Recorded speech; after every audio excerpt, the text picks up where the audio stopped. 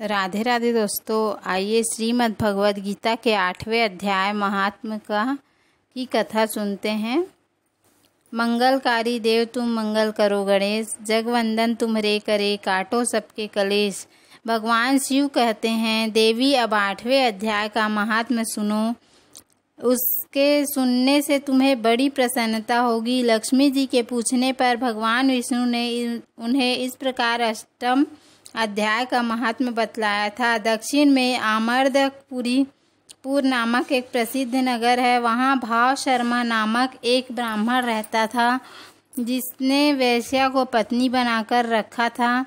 वह मांस खाता, मदिरा पीता, श्रेष्ठ पुरुषों का धन चुराता, पराई स्त्री से व्यभिचार करता और शिकार खेलने में दिलचस्पी रखता था। वह बड़े भयानक स्वभाव का था और मन में बड़े बड़े हौसले रखता था। एक दिन मदिरा पीने वालों का समाज जुटा था। उसमें भाव शर्मा ने भर पेट ताड़ी पी खूब गले तक उसे चढ़ाया। अतः अजीर्ण से अत्यंत पीड़ित होकर वह पापात्मा कालवश मर गया और बहुत बड़ा ताड़का वृक्ष हुआ। उसकी घनी और ठंडी छाया का आश्रय लेकर ब्रह्म राक्षस भाव को प्राप्त हुए कोई पति पत्नी वहां रहा करते थे। उनके पूर्व जन्म की घटना इस प्रकार है। एक कुशी बल नामक ब्राह्मण था, जो वेद वेदांत के तत्वों का ज्ञाता था, संपूर्ण शास्त्रों के अर्थ का विशेषज्ञ और सदाचारी था। उसकी स्त्री का नाम कुमति था। वह बड़े खोटे विचार की थी और ब्राह्मण विद्वान होने पर भी अत्यंत लोभवश अपनी स्त्री के साथ प्रतिदिन भैंस, काल पुरुष और घोड़े आदि के बड़े दानों को ग्रहण किया करता था, परंतु दूसरे ब्राह्मणों को दान में मिली हुई कौड़ी भी नहीं देता था। वे ही दोनों पति पत्नी कालवश मृत्यु को प्राप्त होकर ब्रह्म राक्षस हुए। वे भूख और प्यास से पीड़ित हो इस पृथ्वी पर घूमते हुए उसी ताड़ वृक्ष के पास आए और उसके मूल भाग में विश्राम करने लगे। इसके बाद पत्नी ने पति से पूछा, नाथ, हम लोगों का यह महान दुख कैसे दूर होगा तथा इस ब्रह्म राक्षस योनि से किस प्रकार हम दोनों की मुक्ति होगी। तब उस ब्राह्मण ने कहा, ब्रह्म विद्या के उपदेश, अध्यात्म तत्व के विचार और कर्म विधि के ज्ञान बिना किस प्रकार संकट से छुटकारा मिल सकता है।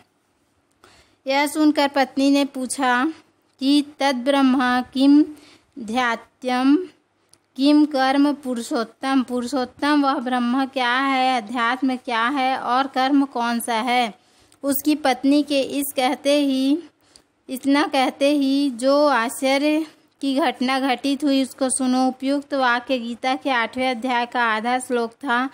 उसके श्रवण से वह वृक्ष उस समय ताड़ के रूप को त्याग कर भाव शर्मा नामक ब्राह्मण हो गया। तत्काल ज्ञान होने से विशुद्ध चित्त होकर वह पाप के चोले से मुक्त हो गया तथा उस आधे श्लोक के ही महात्म्य से वे पति पत्नी भी मुक्त हो गए।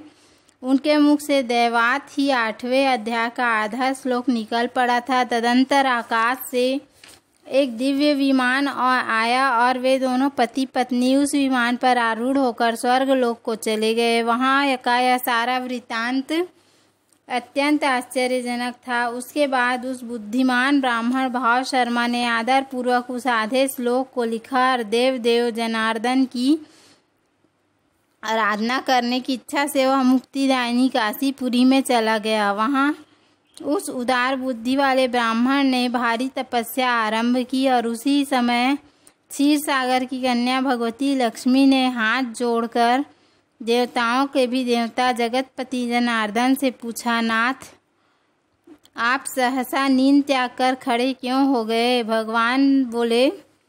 श्री भगवान बोले, देवी, काशीपुरी में भागीरथी के तट पर बुद्धिमान ब्राह्मण भाव शर्मा मेरे भक्ति रस से परिपूर्ण होकर अत्यंत कठोर तपस्या कर रहा है। वह अपनी इंद्रियों को वश में करके गीता के 8वें अध्याय के आधे श्लोक का जप करता है। मैं उसकी तपस्या से बहुत संतुष्ट हूँ। बहुत देर से उसकी तपस्या के अनुरूप फल का विचार कर रहा था। प्रिय, इस समय वह फल देने को मैं उत्कंठित हूँ। पार्वती जी ने पूछा, भगवान श्री हरि सदा प्रसन्न होने पर भी जिसके लिए चिंतित हो उठे थे, उस भगवत भक्त भाव शर्मा ने कौन सा फल प्राप्त किया? श्री महादेव जी बोले, देवी द्विश्रेष्ठ भाव शर्मा प्रसन्न हुए। भगवान